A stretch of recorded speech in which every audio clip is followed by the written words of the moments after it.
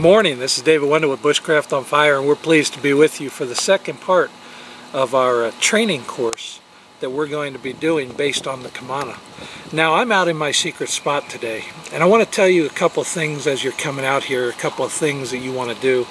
The first is wherever you go, whenever you go, take a notebook and a pen with you.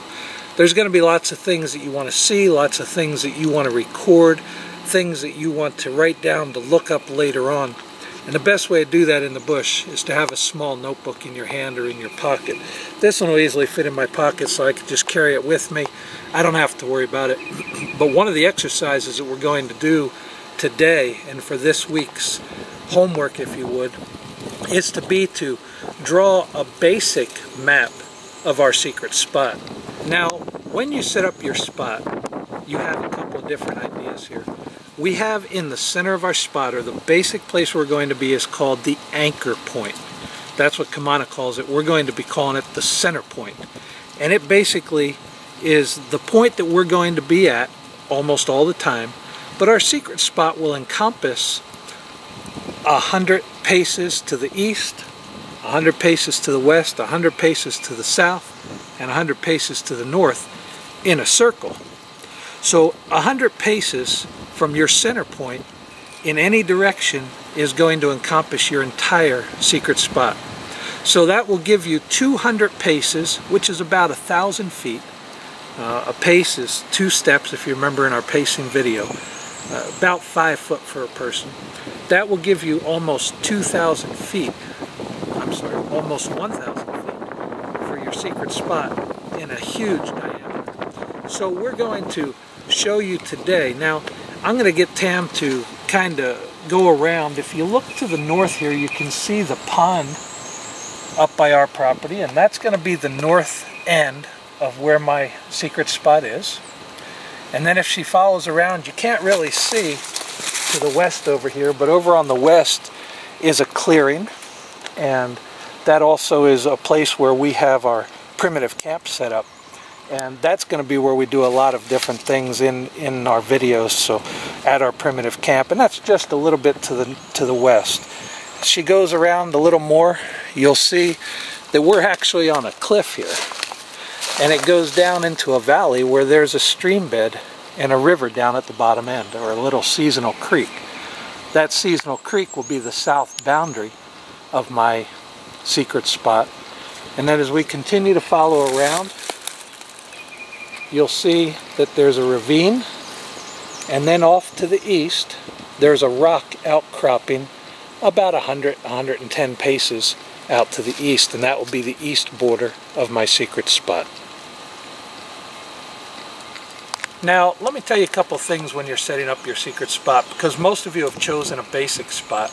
You want to have as many transitional areas as you can for the most activity of wildlife and different things in your area.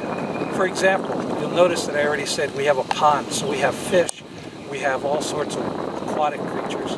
We have a creek on the other end, which has a different kind of aquatic creature, as well as a lot of animal life down there. We've got a clearing up on the north end where it comes out of the woods, and that is a transitional area where deer feed during the mornings, where animals come out to hunt during the evening to find mice and shrews and voles. And then we have a rock clearing on the other side.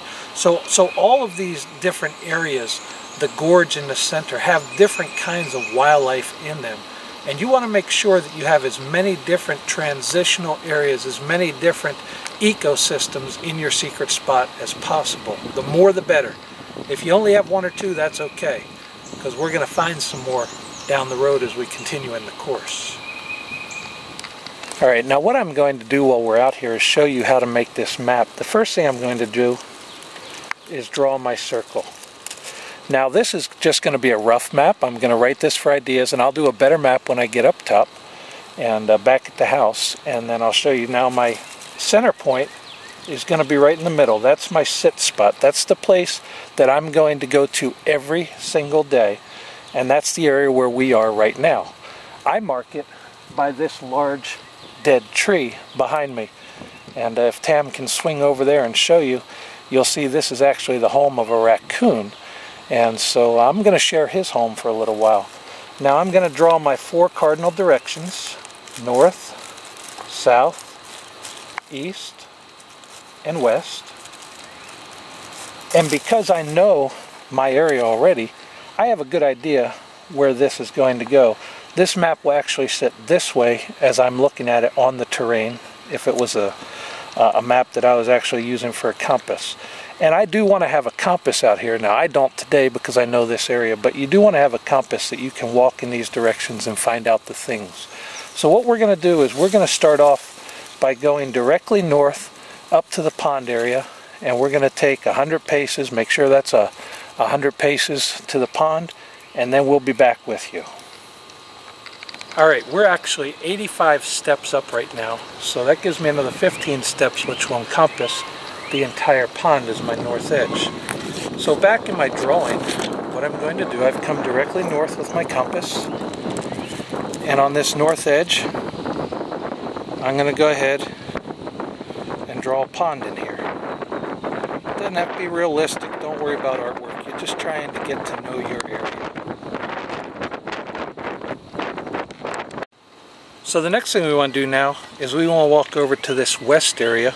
I'm not going to go back to the center point because, as I said, I already know where this is. But you would want to do it from your center point to make sure you walked out that 100 paces. Make sure you know where the area is. So we're going to go to that western edge of my secret spot, which is this whole area. Remember, this is our center point or our anchor point. We're going to go out to that western edge and look at that transitional clearing, the field where it comes out of the woods. And when we get over there, we'll be back with you.